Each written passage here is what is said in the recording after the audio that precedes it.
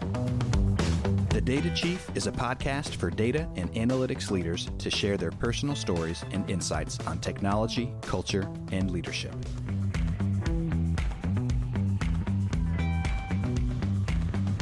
Welcome to the Data Chief. Welcome to the Data Chief. I'm your host, Cindy Housen. Today, we're joined by Noelle Russell, the Chief Executive Officer of the AI Leadership Institute and author of the just published book, Scaling Responsible AI, From Enthusiasm to Execution. Noelle is an AI pioneer who began her journey working with Jeff Bezos and the early Alexa team, where her unique perspective as a woman, Latina, and caregiver shaped successful mindfulness apps.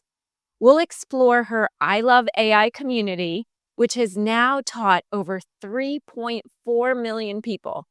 And Noelle will unpack a framework for AI that is both responsible and profitable. Noelle, welcome to the Data Chief. Thank you so much. I'm really excited to be here. Thank you. The Data Chief is brought to you by ThoughtSpot, the agentic analytics platform company that is redefining how the world interacts with data. With ThoughtSpot's intuitive natural language search and agentic AI, every user can access transparent, governed, AI-powered insights when and where they need them. Learn why industry leaders like Cisco, Toyota, Hyatt, and Capital One rely on ThoughtSpot. Experience the new era of analytics at ThoughtSpot.com. We're excited to have you. And Noelle, we met serendipitously in Boston. You might want to share a little bit about that, but where in the world are you joining us from today? Absolutely. Today, I get to join you from home, which is very rare for me to be at, but I'm here in South Florida. We're out of Fort Lauderdale. For those of you who know, it's just north of Miami. Yes. Okay. Wonderful beaches. Know it well. Yes, exactly. Many come to visit. I come to live. Yeah. Okay. That's great. We love it, especially in winter. It's hot there. But maybe Noelle, do you want to share the fun meeting we had at Imagination in Action at MIT? Yes, it was so awesome. And we took a picture to I showed my husband. It was amazing. But yeah, it was such a surprise because I'm sitting there. This is actually the MIT bookstore on site at Imagination in Action, hosted by the MIT Media Lab. And I've done lots of work with the Media Lab. They're super nice to me. They invite me all the time with my evolving thoughts on AI. But it was so cool when you came up, like you were walking around looking at all the books, and I was like sitting behind the table, and I'm like, hey, yeah, can I help you? And then I watch you. Who are you with?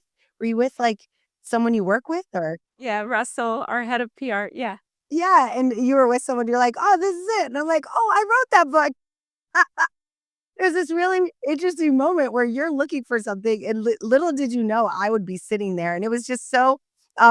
It was the first time I had ever watched someone look for something who didn't already know me. Yeah, I know. It was funny.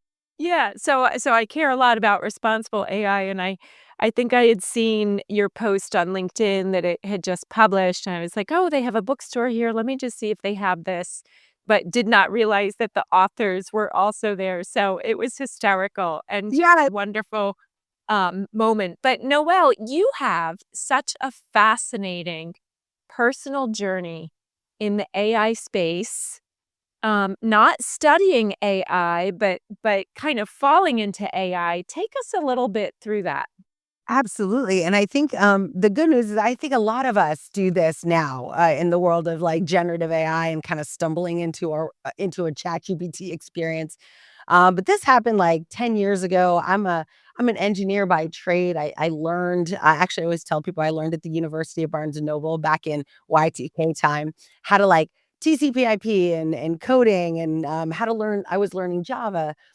So similarly, I'm at Amazon. I'm a principal cloud architect, basically helping people leverage the cloud. And I end up getting this really interesting email from Jeff Bezos inviting me to join a brand new team. And this team was like, it was an AI team, but it didn't really ask for that in this invitation, right? It was more like, hey, we're going to do something that's never been done before. We're going to be people who make history. We're going to have some fun. But mostly you'll get a chance to help people talk into a box. And I jumped at that opportunity, but it was really, I didn't have any, inherent skills in AI, as many of us, I mean, most people, when you start the AI journey, you don't have any skills, but I had one really important thing, which was a purpose and a passion. So I jumped right in. Yeah, I love that. And I too, so a lot of my learning has been reading. Early in my career, it was on a train from St. Gallen to Zurich. It was a 2-hour commute each way. And so I read these books kind of self taught. But I think if you bring us back now, it's like, oh, of course, who wouldn't want to work at Amazon? But when you did this, it was still a risky startup. It was very early in the AWS and the Alexa time. And so you wanted to build the Star Trek computer. Tell us a little bit about that and how your unique background made a difference in an app that we all use. Oh my gosh, absolutely. And it's interesting, again, you don't notice it when you're there. Only in hindsight I was like, wow, that's why it was so hard. But when I joined the Alexa team, I was the only woman on my team, the only Latina, but unfortunately that's still the case, right? As I have evolved, I'm still almost always the only woman. But what was more interesting is I was the only mom on the team. I'm a mom of a special needs child, so that also was very different and new for the people that I worked with. I was the only caregiver, and I don't know if you know this about Amazon, but Amazon is very big on dogs, like, lots of people have dogs, and so I was also a cat owner. So I was, like, pushing the edge of, like, divergent thinking on the team. But I got a chance, Jeff Bezos invited us to build some apps for the early stages of Alexa, and they were all, like, workout apps and recipe apps and music apps, and I really wanted to build something different, probably because I just think differently. I wanted to build mindfulness skills and kindness skills and prayer, like positive prayer, daily affirmation. And I wasn't really encouraged at first because nobody really like the people, they weren't parents, they weren't caregivers, they didn't have that level of maybe stress that I was under at home. And so I really pushed for this, and it ended up becoming its own category, millions of users, tens of thousands of positive reviews. In a time where, like you said, as I started though, it was a huge struggle. Nobody really was pushing for me. No one's like, "Yeah, Noelle, great idea." They were mostly like, "That's not going to work out. I mean, you can waste your time there, but that's not going to work." But I knew something that they didn't, and it's also served me very well since then. So it is interesting that diversity of thought across a number of factors.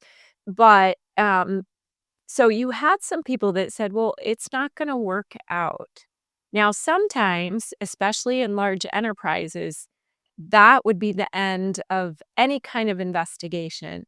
What was different either about the processes or the culture that still enabled you to work on these unique apps?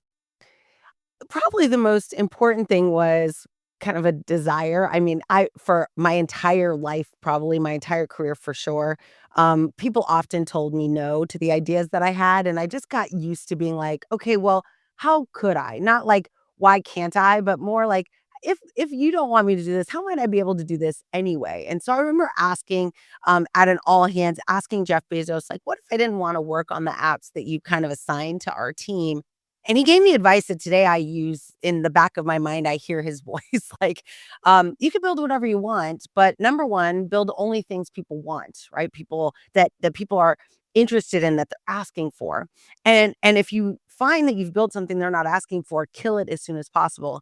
But the other thing was also build it not on Amazon time. Like, you need to still do your job, but you're gonna have to use your own time to do this. And as a woman, as an underrepresented voice, I often found my success was in these hours of Saturday mornings, evenings after work, where I was diving into an area that nobody really believed would be a good idea, but that I personally was like, just based on my lived experience, but also based on some data, like, I'm never just jumping in because I think it's good for me. It's always backed up by, it's not just good for me, it's good for a bunch of people that aren't being seen right now. And that motivation alone did allow me to work hard in silence and kind of let success be my noise. That's great. And I think also as you're explaining that, the emphasis on building something people want, whether it's consumers or customers in the enterprise, you bring that empathy theme to your book. You don't start with the tech. You start with the empathy, which I think is very different. Yeah, and I actually do this on stage too, and I didn't realize how different it was because I guess I when I hear people talk, I kind of instantly try to see who they are and why they're saying what they do. But I lead with that, right? Because I think it's really important, especially with artificial intelligence, it's really important that when we build these systems that we know why we're building it and who we're building for and how limited that even that perception might be in how big that system could become. I mean, I've worked on some of the biggest models in the world, Microsoft and Amazon. These models ended up breaking every persona. But in that, I at least needed to have a persona that I understood and cared about. And so now that's what I do. I lead with my bias, honestly, is what it is, right? Like, this is the world I come from. I care about, my son has Down syndrome. I care about accessibility. I care about this. I care about my dad having independence into his older years. He's now almost 80. Like, he's bright and brilliant. I don't want him to have to go to a home if technology can enable his freedom, right? And so all of that I want to put right up front so people know, like, this is why Noelle cares about this. This is why I'm going to push this agenda or this feature set because I have a personal experience. And I think every one of us does. And I really do believe that AI invites us to bring all of that to the table. I think it does. So you bring a lot of personal passion and data, which is a good combination. Your personal passion also has led you to create this I Love AI community. Tell us a little bit more about that. Absolutely. Yeah. So I ended up, I've basically, if you look at my career, of course invite you all to friend me on the LinkedIn. But if you look at my career on LinkedIn, you'll see like I handcrafted it. I went and worked for some of the best companies doing all the work that I wanted to be involved in. But eventually I got to the point where I was like, well, number one, I ended up doing something that kind of got me ousted from a company that I loved, which many of us women in AI, we fall into this category. Either you say something and I did a Jerry Maguire type of memo. I wouldn't recommend that for people. But, but when you like call people out on bad behavior, there's one or two options. You can stay and be quiet, or you can leave and be louder. And so I chose to leave and start my own company.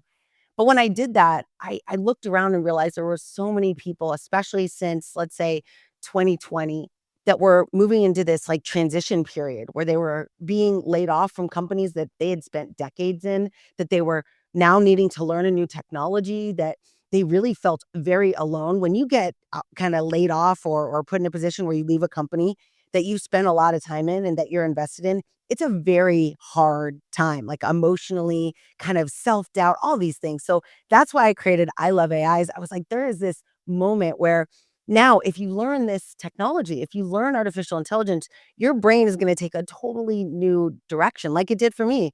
I was a cloud architect, an engineer by trade. I learned what I could do with Alexa, and my whole world changed. My trajectory of my entire life. I never would have wrote a book on scaling responsible AI if I had not joined Alexa and then joined Microsoft and realized, wait, there is a method to the madness of implementing safe and responsible technology. So yeah, so I Love AI came out of that like need to not feel alone as I was transitioning to starting my own company. But then I met amazing entrepreneurs, intrapreneurs, people in transition. And now our community, like it's so cool. People get jobs. They work for me. There's just so many positive outcomes, and the number one thing people say when they join is like, "It's just nice to learn in a safe environment where I can ask any question," and people are not just me, but, like, everyone in the community is willing to help each other, and that's pretty rare these days. So there's so much to unpack there, Noelle. I mean, your Jerry Maguire letter, I know. creating a safe space, creating a community, and being a continuous learner. And as you describe being a cloud architect, I'm thinking, oh boy, she probably pictures what data gets sent to the public LLMs, the private open source LLMs. You know what's going on behind the scenes. And so 2020 was a weird time. I even think right now, over the weekend, the Wall Street Journal ran an article about large tech decline in jobs. People are almost afraid to say that AI is eliminating these jobs, tech leaders prefer to say, no, it'll help us scale our growth with fewer people, but we're not, some are saying we're not going to lay off. Others actually are laying off. But it is about continuous learning so that you are relevant. Absolutely. And realizing that, like, I think what's weird about this moment is that the people that are getting laid off are not like new people. They're not, like they're literally a AI driven spreadsheet review that goes, who's the most expensive people in our company? And those people that are most expensive will be your tenured people, right? Will be people that have been there 10, 20 years, that have raised their, like their value is increased, but also their cost of the business is increased. And in a world where you're letting technology make these decisions, and I know that that is true in many of the top tech companies, because it allows leaders to feel okay about what's happening, right? Is they're like, I didn't make that decision. That was a spreadsheet decision, which I get. Like, it's hard to be a leader today. But the reality is like those people are at kind of the peak of their careers, right? They have the most domain knowledge. They've experienced the most challenges. They've gone through those challenges and ended up, I mean, if you're at a company 26 years, you've survived some stuff. And but I think it's interesting because now when you're now no longer in that role, who do you become? And I think AI is a great tool to help people derive that, but it also, I think what we're starting to see is a direction towards this more like gig-like economy, because that person who has all this experience, it's going to be very hard for them to get employed by another organization because that leader that's going to hire them is likely not going to know what they know. And that is a very weird position to be in. Yeah. Insecure. Yeah, you're gonna be a walking threat to anyone who hires you. And I've watched this happen, but what you can be is a trusted advisor.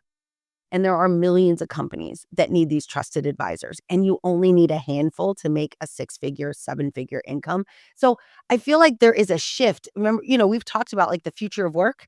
I feel like there's a shift for us that are in this kind of 20-year plus veteranship that we have an opportunity to step into being an elder to these organizations, and become a trusted advisor as opposed to becoming a cog in a machine. But most of us have been taught our whole lives that security is in that cog, that like comfort is in that being a cog in someone's machine. So that's what I'm trying to do, is kind of encourage people like, no, your value actually might be quite a bit more than that. Yeah. And I think it is, we have to navigate this as companies, but also as societies. And so I do think it's about making AI work for us responsibly, which is the theme, the crux of your book. And I love the subtitle, From Enthusiasm to Execution. Tell us a little bit about that.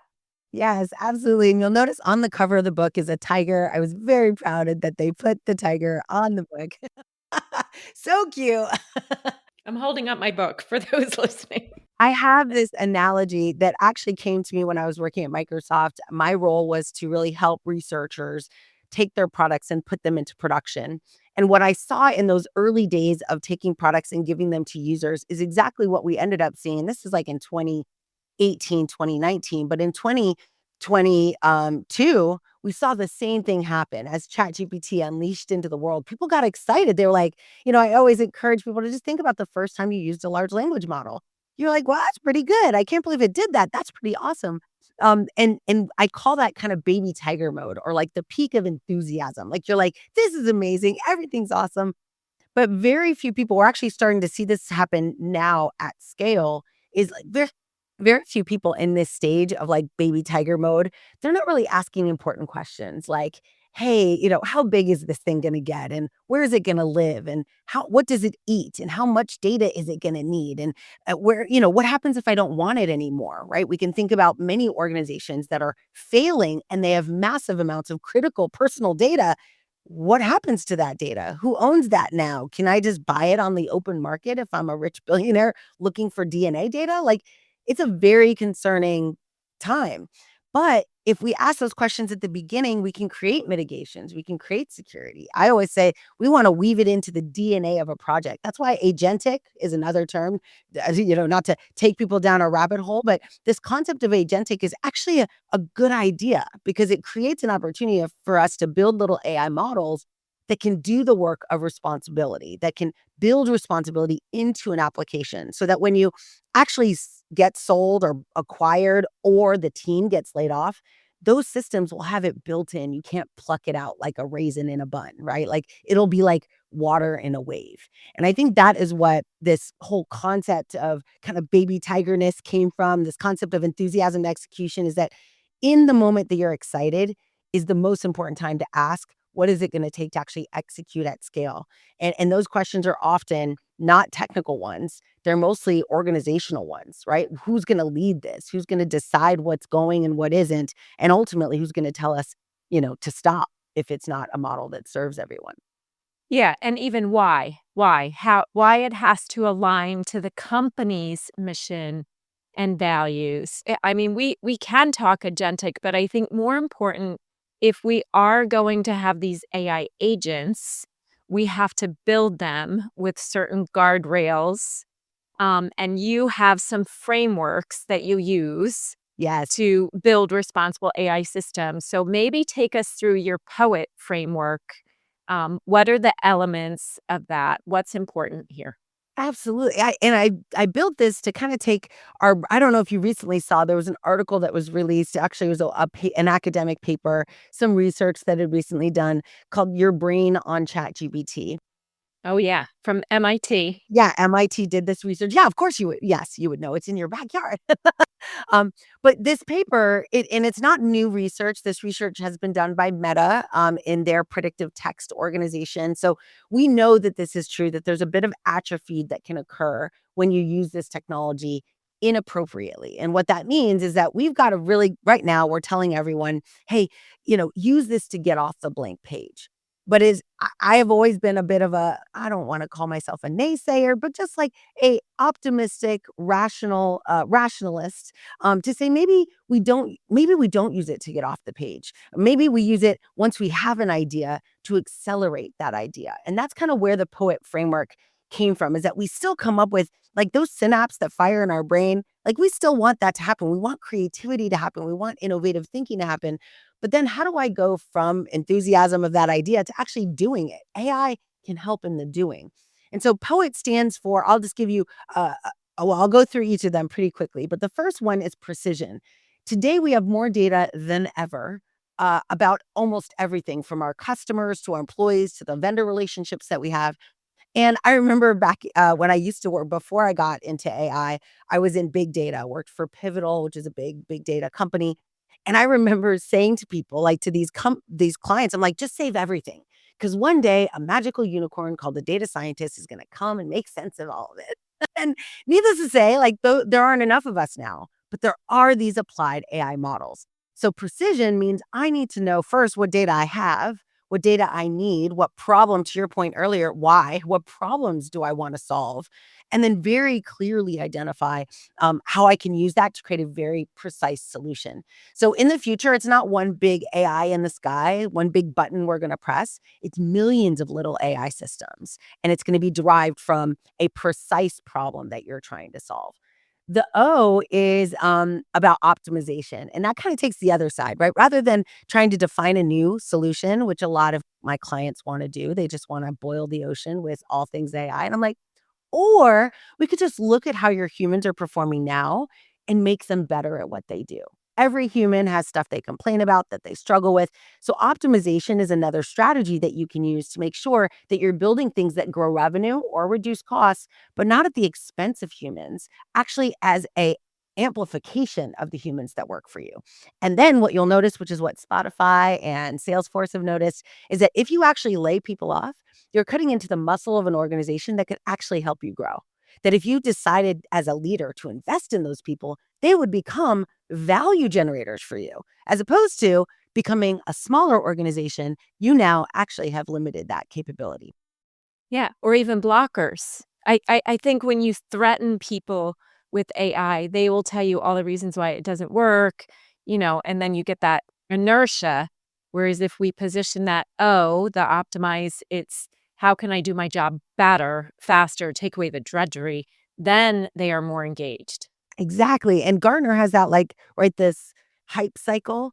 And it has this concept of the trough of disillusionment. And that's exactly what you're talking about, is that people shift into, when you scare them about, oh, wait, if I use this, I'll actually replace myself, which is what's happening in many of these organizations. They're going to actually resist even using it. They won't even beta test it. And AI models don't get good unless you test them. So it's a vicious cycle. And we're going to see that play out more and more because we're only in year 2 of this thing.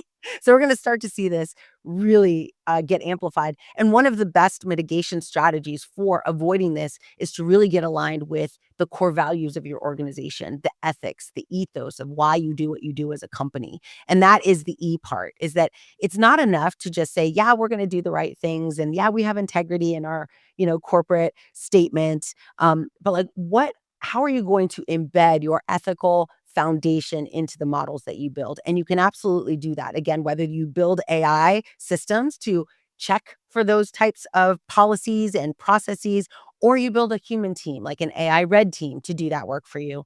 But that's going to need to be a core component of your success. And then finally, my favorite probably is trust. In a world, I don't know if you noticed, but many organizations that generate content are now asking you to disclose in kind of as a predecessor to government policy that will force us to. But right now, YouTube, Meta, they're like, if you are using AI, let us know. And then they'll actually create a little icon on your content that says this was AI generated. Um, Here's the fact of the matter is, studies were done at Stanford, actually. Stanford did a study on trust and found that if you are using AI and your users find out that you're using it, or you tell them, everyone's going to take a 30% hit on trust. Everyone, and the funny thing is, even if you don't use AI, people are going to think you're using AI. So it doesn't matter. Everyone's going to take this haircut. But the people that will be most hurt are those companies that decide not to disclose, that decide to not necessarily lie, but maybe lie by omission and go, oh, I can use this. I'm going to use a deep fake of my CEO to my employees, but they don't need to know.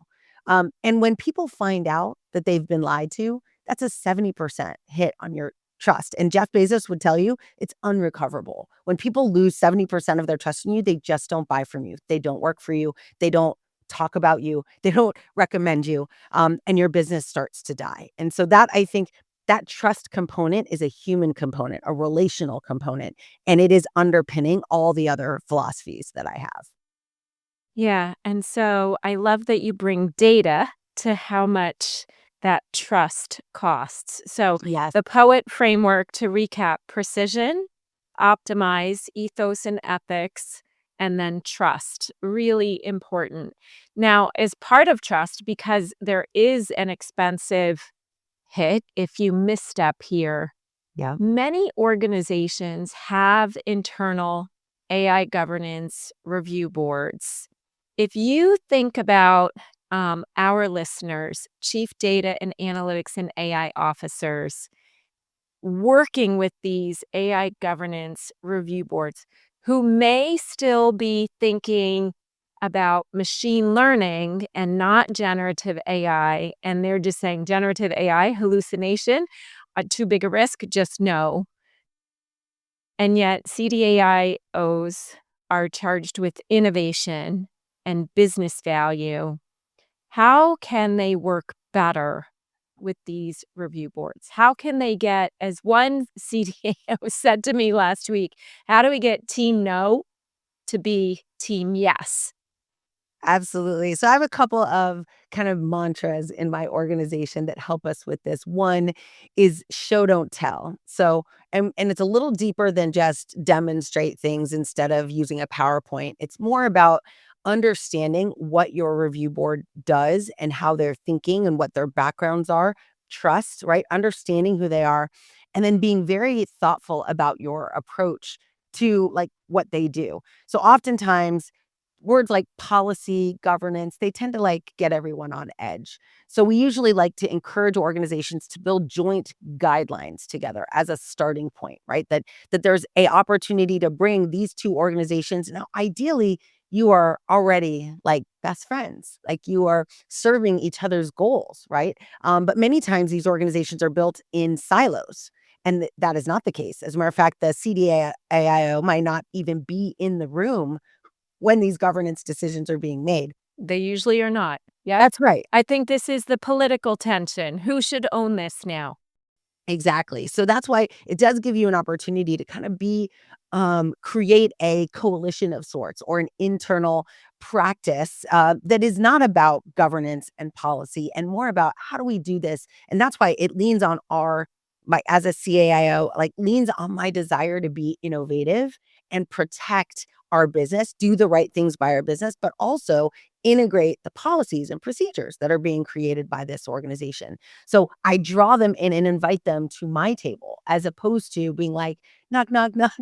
Why can't I want to be part of this, right? Like create an opportunity. And I'll tell you some organizations you can model that have done this. The Department of State, the Department of Energy have both published enterprise AI architectures, responsible AI architectures that show this kind of creation. And I was on the team of these organizations to help drive some of this direction. You'll see it in the book, as a matter of fact.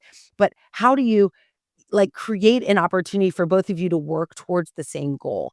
And it is a human thing. It's literally getting in the room and we're not in a governance board meeting. We're not in a, chief AI officer meeting. We're like just coming together to say, okay, my goal is to implement this in practice. Your goal is to create this as a policy. How do we bring those two things together?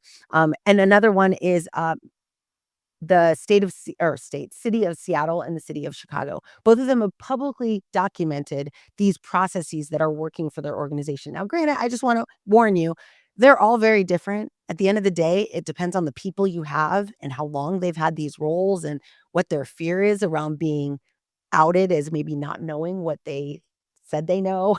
So there's a lot of interesting tension, which is why I think calling them to the table and being like, "Hey, let's work through this. I'm going to be the implementer of your policy. How can I help you?" I think really does change it. And show versus tell is build something that actually helps them see how you can help them. And that's how I've gotten no to yes every single time is actually build an AI model that implements a policy, shows them a coaching policy or a code review application that demonstrates the use of the things they're deciding on in a room actually live in front of a developer. And that usually gets them to go, oh, okay, I see how we could work together. And then they get pretty excited. Great. And the other point that you've made is that sometimes this friction arises when somebody makes a decision about a particular model and they have not explained the reasons for that.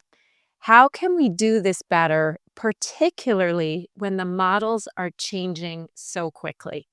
Absolutely. I have a big belief. There's so many things I like to talk to boards and leadership about.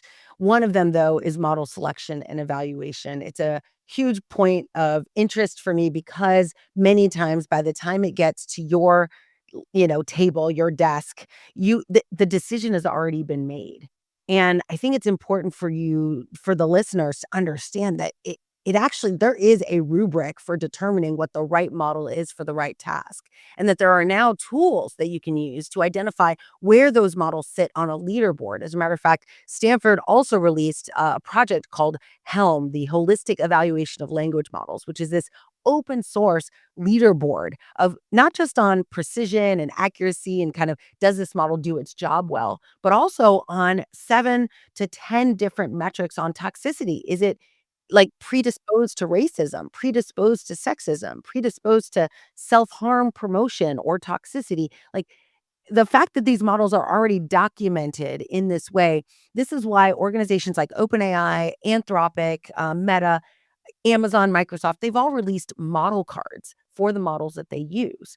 And so I always say, like, success leaves clues. There's a reason these models are gaining traction in the marketplace. Like, if they are using model cards to tell their users and their ecosystem what their models do, maybe do the same thing, right?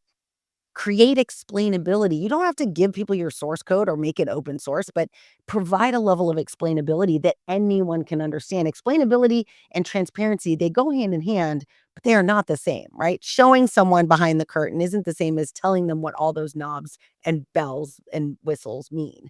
And that's what I think a good, like an AI, a data leader really needs to think about is that there is a way that these models work and we need to just know what they are, number one, and know why we picked every single model to do each task. Yeah. And a reminder to our listeners, we will link to these benchmarks or model selections in the show notes. But the other thing you brought up is the use of open source. And you are a proponent of open source. Tell us a little bit why, and yet how does somebody balance, um, let's say, who is actually responsible for maintaining the source code? So proprietary versus open source. Absolutely. My journey into open source actually started after I was at IBM for 12 years in the web services timeframe, actually not unlike a lot of the things I'm experiencing today with agentic services, but in web services, service-oriented architecture. Anyway, I got requested to go work for Red Hat. This is before they became the same company. um, but working at Red Hat, I realized like the value of open source is that the concept is everyone builds in the public. They build in the open, and then they invite everyone else to participate with them. Extremely powerful from an innovative perspective.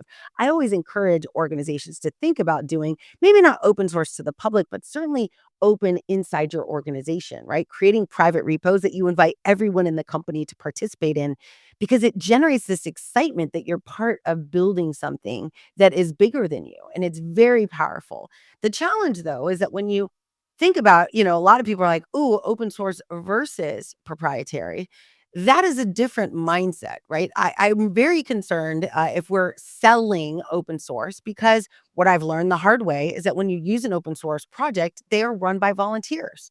So using open source as a company, as a CEO, or as a consultant advising some of the largest brands in the world, I would never encourage them to use a open source project in production. And here's why, is that if something goes wrong with that, there was a term used at AWS by my boss at the time, who was Andy Jassy. Now he's the CEO, but back then he was leading AWS. And he was like, our clients want one throat to choke. Yeah. And it's a terrible term. I don't really like it. I don't want to choke anybody, but we understand what it means, right? We want one person that if it's broken, I'm going to go to you and be like, you are not only responsible for this, but you're also indemnified. If you break my company, if you lose me money, if you lose me millions per minute because your service is down, I want you to pay for that. And in open source, there is no such repercussion. Like, it is an open community. You're using free software. And that's why Red Hat became $1 billion company, right? Was because they decided to take open source, productize it, and sell maintenance. So there's a lot of companies that will allow you to use open source technology, but use it. And Microsoft is a good example, right? You're using OpenAI's models, but you're using them in the indemnified, protected business contract that you have with Microsoft as a company. And that is the best way to use open source, is when it's inside of the safety of an enterprise relationship with a company that's going to be there to protect you.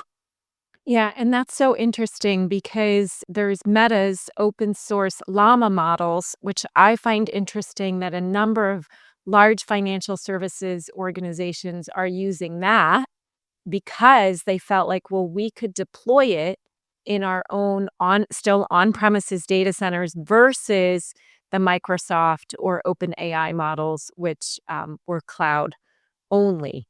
Yeah. And yet, I still think the models are changing so quickly Yes. that which model is right for the particular use case, how well it scores on bias or on math understanding and reasoning is just changing so quickly.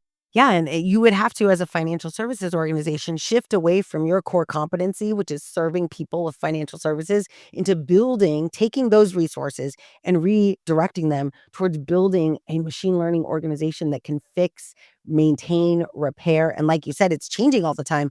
So the code bases are going to start changing out from underneath your production code. Things will start breaking more and more in production. The ground truth of the models you're trusting is going to start to shift the more your model gets used. And these are all well-known machine learning research topics.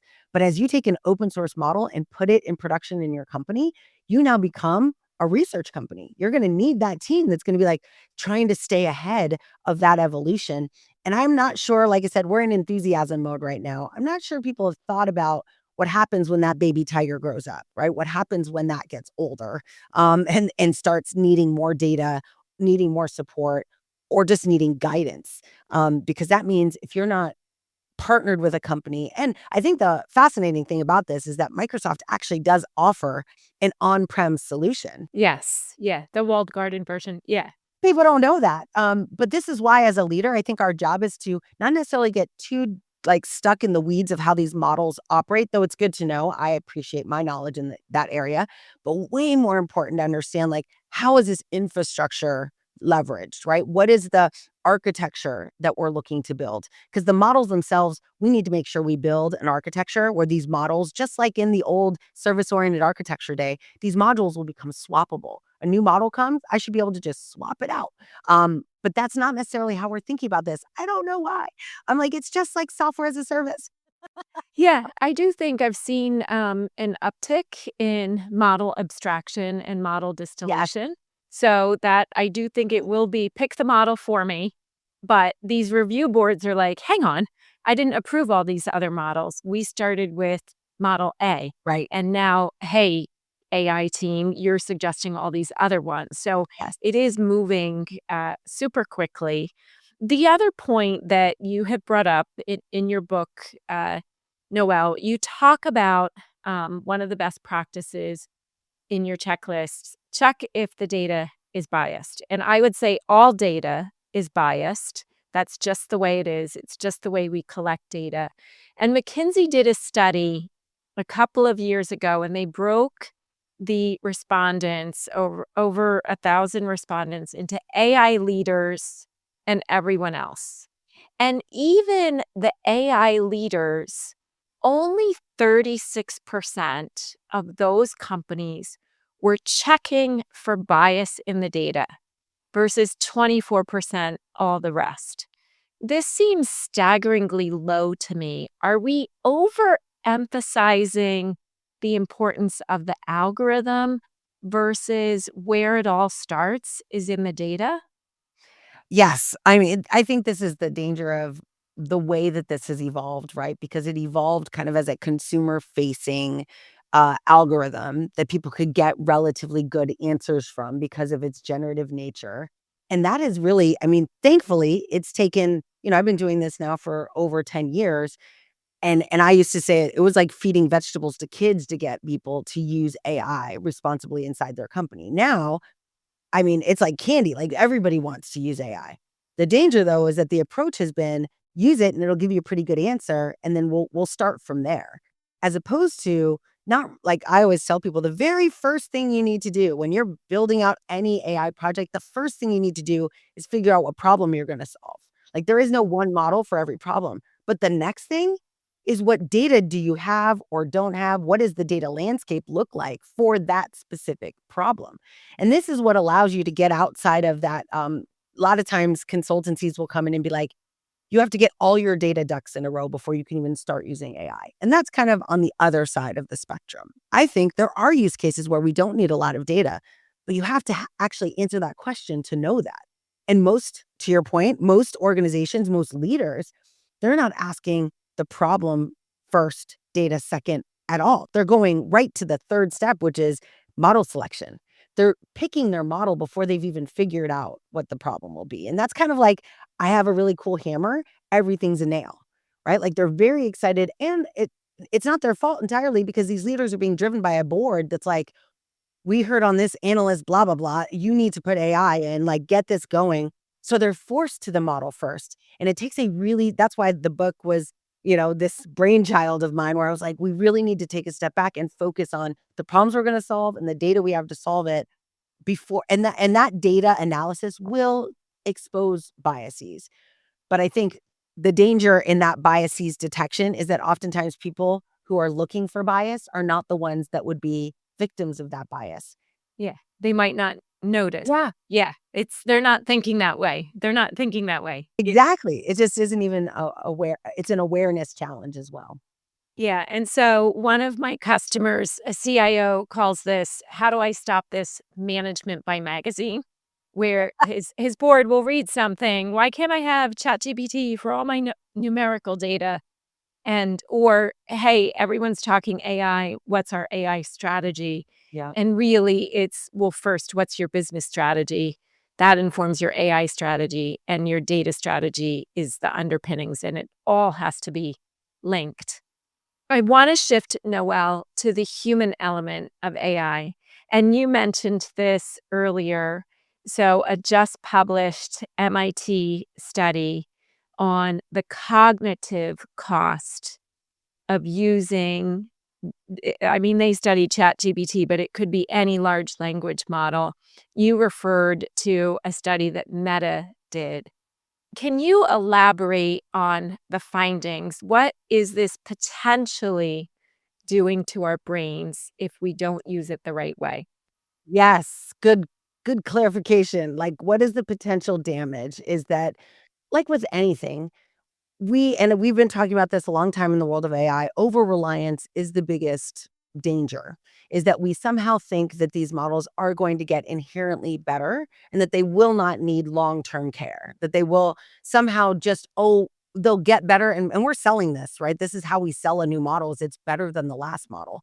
But it's when someone says that, that level of it being better is very specific. Like, it might be better at answering a certain type of question, but the inherent challenges with a model are the same. Now, this over reliance tends to, and I'll give you an older example of like predictive text. What we found out in this study, also a similar study to MIT, not a huge, massive study, just an inclination that there might be challenges here. Less than 500 people were in this study. However, they gave predictive text. This was 5 years ago, gave predictive text to an audience. They used it for 6 months, took predictive text away. And what the ethicist on the team said was most concerning is that when they were asked to now start writing without predictive text, they did not go back to their original way of responding. They generated new responses in the style and form of the predictive text model. And that, I think, is at the heart of this study, right? Is that if you decide to over rely on this, the machine will start training the human. And that's how our brains work, is that we are repetitive. We have a reticular activation system. We start to see things the same way. We attract the same things. And that's why I encourage people, like leaders specifically, to not really bring brand new, unthought through questions to a chat GPT model, and then over rely on the fact that it's actually going to give you good ideas. Because A, we don't understand the data that model's been trained on. B, we don't control the data that model's been trained on. And the data it has been trained on is significantly biased, specifically towards academia and the way that researchers think, because that's the internet started in research. But then also, it only represents a fraction of human experience. Like, most people don't have the ability to publish content on the internet, right? Most people, and if they do, most of the time, humans are mad or angry or frustrated, right? When they're airing their woes on Facebook. Like, this is the data that we're going to now derive organizational truth from, or encourage, build innovative ideas from. So I think that it's absolutely true that your creativity and innovation will atrophy as you over rely on this technology, which is why I and my organization, all of our employees, we're encouraged not to use AI to get off the blank page. We're encouraged to use, we call it helping the helper, right? Use AI to help you do what you've already decided you're going to do. Maybe help you come up with a better headline, but you already knew the headline you were going to go from first. And that's that cognitive synaptic behavior that I think will protect us from this kind of like, I have 6 kids, right? So we watch Wall-E all the time. And there's like, this human version of us when we just sit in chairs and drink big gulps and like don't do anything. And I have that vision. I'm like, we are on that path if we don't rightfully correct we choose AI, we choose what AI does. And right now we're choosing it to do the very thing that makes us the most human, which is a little scary. Well, I think that's an important point, is that when we use it as an aid rather than as writing the whole thing or writing the title, when we use it as an aid, like, can you make this title better for me? Then our brain actually is growing. The synapses and creative synapses are firing away. So, is this what you would call the challenger model versus judge? Yes, exactly. And the challenger model, again, this is one of those things where we've been trying to push this on organizations like vegetables to little kids, and we're like, come on. Now, though, with this data, and we've got lots of this data, but as new data arises with the new models, this is going to encourage us even more so at the leadership level to be like, this is not your easy button. This actually is just a button that helps you do things better and faster, but the thing is still yours to do, yours to think through. And more importantly, to go back to what we talked about with this talent, the people in the organization with the most experience, with the most, uh, most to give to a company, they are going to massively, succeed with a technology that amplifies them, right? Because it's amplifying 20 years of expertise, as opposed to what we're expecting AI to do, which is to be completely capable, autonomous on its own. It's just not even really logical. But here we are. Yes. Yeah. And this is why I do think critical thinking is the one skill that everyone needs to just keep honing, honing, honing. Was this a good answer? Can I trust it? Noelle, we've covered so much. I feel like we could keep going for another hour, but let's shift to a lighthearted, fast, fun lightning round. All right. You've just published your first book, but you also host so many podcasts. If you could choose one format for a new project, what would it be? Oh my gosh, podcast for sure. Yes, if I could speak, and that's how they got me to write that book, by the way. They're like, all you have to do is just do what you do in your keynote, but in written format. It did not turn out that way. My book was like, I think 60 pages was as far as I got. They're like, great, now we write the real book, but I was in already. And so yeah, I feel like they swindled me a little bit into writing, but it was a beautiful experience. But yeah, if I had to do it again, I would just build a podcast and let people, see like they're seeing with us, just real conversations about the reality of building this technology. Yeah, that's great. So I understand that your husband is a cook. If you could choose a favorite meal that your husband would make, what would that be? Oh my gosh. So we are big foodies and he loves steak. And so he makes me an Australian Wagyu with broccoli. It sounds very simple, but that's it. And I would eat it every day if I could. So don't judge me if you're like vegan or vegetarian. I used to be a vegetarian and then I had 6 kids and now my body's different. But yeah, Australian Wagyu cooked on we have one of those smoker grills, so he smokes it outside. It's, oh my gosh, so amazing. Oh, nice. All right. We're now all hungry. I know, right? A favorite activity you do outside of your work with data and AI? Oh my gosh. So there's a place that I go in New York, and it's called Othership. And my husband and I have created this in our house, but it's not the same as when you do it with people. But it's basically this alternating between ice baths and infrared sauna. So we go back and forth 2 or 3 times. It's super invigorating, but it comes from, we learned this in Australia from a surfer. It's called it's called voluntary stress or something like that, but voluntary exposure therapy. That's what it's called, where you voluntarily expose yourself to things that are just super hard, and it helps your nervous system and all sorts of stuff. Anyway, so yeah, that's a crazy thing. I do it every day, and even out when I'm not at home, I try to do it in the cities that I visit. Wow, I didn't know that you could do both at the same time, that there were venues like that. Yes, I know yeah. industry leader Jepson Taylor advocates for the ice bath, as does my son. So have to give them a shout out. I know that a final question, you also practice gratitude, but you gave me a new spin on it. Tell us about that. Absolutely. So I was recently reading a book, and at my house every night we sit around at the table. It kind of similar to maybe if you put your kids to bed and you ask them, what they're grateful for. But we do it at the dinner table, so everyone has to go around. And it's funny because when I first started, they were struggle to come up with one, and then eventually now I'm like, okay, only three. But recently we uncovered a new question that we ask, and I'm actually struggling to get them to let go of saying all the things they're grateful for and only say this thing. But at the end of our grateful fors, they've now added, we ask them for their happiest moment of the day. And the reason I love this is because they rattle off their grateful fors because we've been doing it for years. They're like, I'm grateful for the cats and my mom and and my bed and the house and all of these things. But when they have to stop and think about their happiest moment, you literally see them like kind of embody, and a smile comes across their faces. They're remembering the moment. And And that is like true gratitude, right? It's not enough to just like rattle off gratitude. Like you want to feel it. And it was the first time, and now we're very much loving this new pattern that we have at dinner, but it really does help them embody this sense of like gratefulness and positivity and happiness. And it's a great way for us to end the day together. So yes, thank you so much for asking me because yeah, it's a special time for us. Well, we're early in the day, so I feel like I have to say, can you share your happiest moment from last week? Oh, great question. Last week, oh my goodness.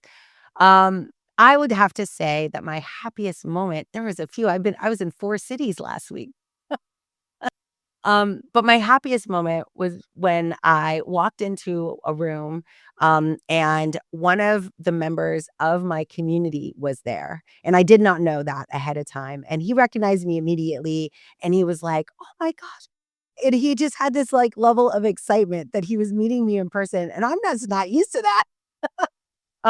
But what he shared with me was, I mean, he's in finance, right? And he was just, it was the epitome of who I want to reach with the work that I do, right? Is people who are not inherently technologists, inherently engineers. The whole world is AI infused these days. And it is the people that do those that work in finance, manufacturing, healthcare, retail, like these domain experts, they're the ones who need to learn this technology more than everyone else because they're the ones who understand the problem and will be able to help us build better solutions.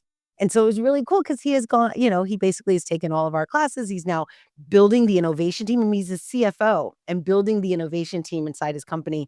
And that in my mind was like, we're breaking down barriers. We're building new work. This is like we're reinventing how companies operate. And I thought it was really awesome. Yeah, that is awesome. Well, Noelle, I am both grateful and happy that we met in person, that our work has brought us together. Thank you so much for being on the Data Chief. Absolutely. It was my pleasure. What a fun time together. Thank you. Thank you for joining the Data Chief as we explore data and AI leadership. To continue your journey, subscribe to our podcast on your preferred listening platform and connect with me on LinkedIn or X at BI Scorecard. If you are loving this podcast, please rate or review it so others can also discover the podcast. The Data Chief is brought to you by ThoughtSpot, the agentic analytics platform company built for everyone to create personalized insights, drive decisions, and take action. Learn how companies like Lyft, Brambles, and Navan are leading the way at ThoughtSpot.com.